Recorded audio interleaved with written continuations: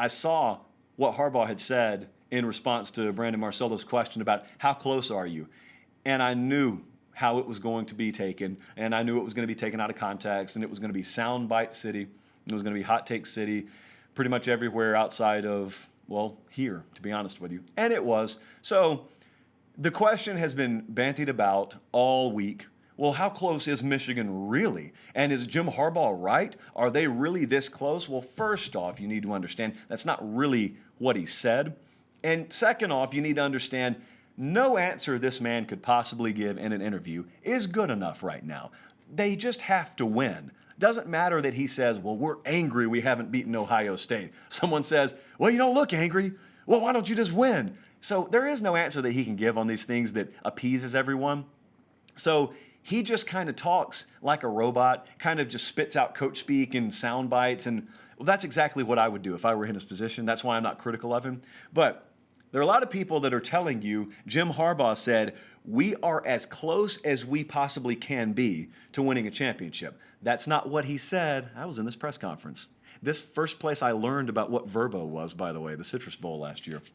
Anyway, Harbaugh didn't say we're as close as we can be. What he said, pay close attention, friends, is we've been as close as you can be. And that's not wrong. Need I take you back a few years? We do have to go a few years.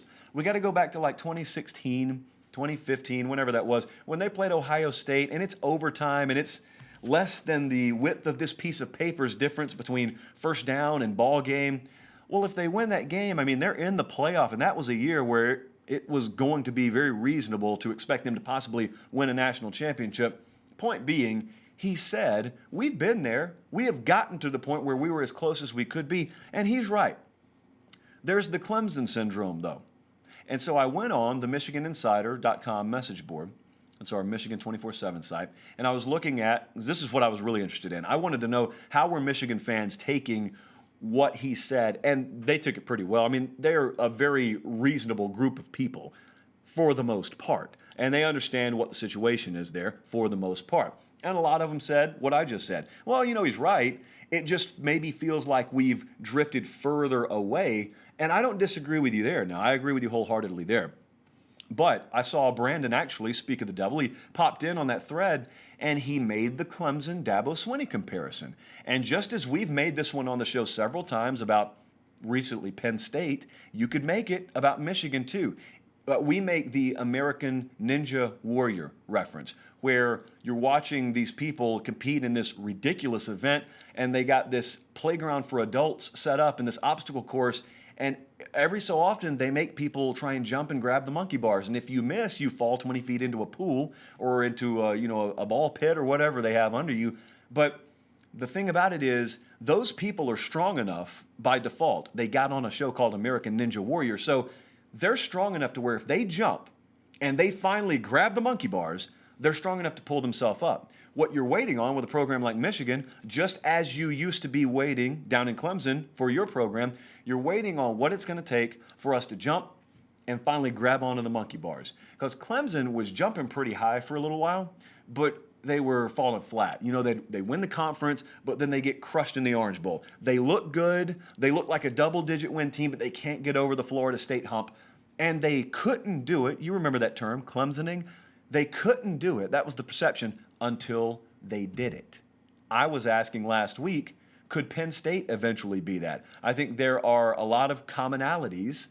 It's not a mirror image, but there are some common traits between what Penn State's been, where they are right now, with James Franklin, and where Clemson and Dabo Swinney were, and collectively 4 years into his tenure. Well, could we make that assertion about where Jim Harbaugh is with Michigan? I don't think it's the craziest concept in the world, but here's the bottom line. Whether we agree with it or not, if you're just entertaining me for a second, for argument's sake, if you're a Michigan fan, what I'd be yelling right now is, okay, well, let's talk about your stupid monkey bar analogy. How do we jump up there, and how do we grab the monkey bars? It's a good question. Ironically, that's where I was going to go next. I'm glad you guys asked. Two things. Everyone goes to the offense, and that's obvious, and I'll go there in a second.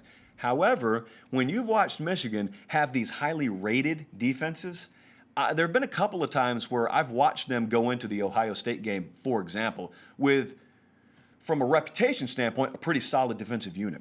And athletically, they get overmatched And they kind of looked like this against Alabama at times in the Citrus Bowl. I don't always like drawing conclusions away from bowl games, but in the regular season, this has happened with Ohio State a couple times. I know some of you have been very critical of Don Brown, and as much as people are talking about Michigan offensively, there've been some people, I know them because I talk to them all the time, that have said, you know who I have some doubts about being able to compete at the highest level unless they overhaul something conceptually, and that's Don Brown.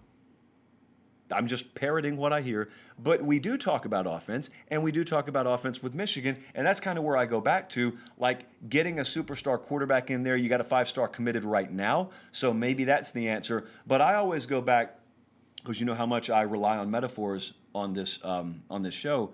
I always go back to knowing, regardless of whether you have the formula, the blueprint, there is no formula out there that allows you to just grow a tree in a day. No matter how much you focus on it, no matter how hard you work at it, how many great decisions you make, there is no formula that lets you grow a tree in a day. But there is a formula that lets you plant the proper seed and then focus on it, care for it, and have patience, which is the rarest commodity in the world of college football, and eventually you get what you want. My point there is, Josh Gattis has been in town a year. How do we know that that's not the right seed, and we just have to wait a little while for it to bear fruit? Josh Gattis came in there, and everybody thinks that because Joe Brady came into LSU and did it overnight, that if you've hired the right guy, he'll do it overnight, and that's not the case. Joe Brady, let me put it to you like this. If Jim Harbaugh had hired Joe Brady last year, I don't think Michigan's offensive output would have come close to being in the same galaxy as what Joe Brady did at LSU. Why is that? Well, I think the R word is pretty important here, and that's roster. So part one is get the right guy in there. I'm not telling you definitively Gattis is. I think you have to have confidence that Jim Harbaugh made the right decision. B, Josh Gattis wasn't a 15-year offensive coordinator. There could be some learning on the job he has to do. But C, even if he was ready, the moment he stepped on campus, you got to have the ingredients in the kitchen. They haven't had the ingredients in the kitchen. Now, early returns on last year and especially this year's recruiting cycle indicate that they're in it for some of those ingredients. Those ingredients, of course, being elite high school athletes. Got to go get them. They're in it for several receivers, couple in California I've been keeping my eye on. Quarterbacks already at least verbally committed. So hopefully these are some early returns. But the thing about it is, you're not finding out overnight. And I know that's a tough pill to swallow when you're already this many years into a head coach's tenure. As I said, patience, the rarest commodity in the world. And the bad thing about patience, as Tennessee fans have found out, is sometimes when you exhibit patience, you're still not guaranteed to have a positive return on your investment. That was, in a nutshell, the Butch Jones era in Tennessee. So I can't guarantee you having patience is going to pay off either. I can just guarantee you that it's probably percentage-wise a better alternative than, just marching on the athletic complex with torches and pitchforks if you don't go to the playoff this year.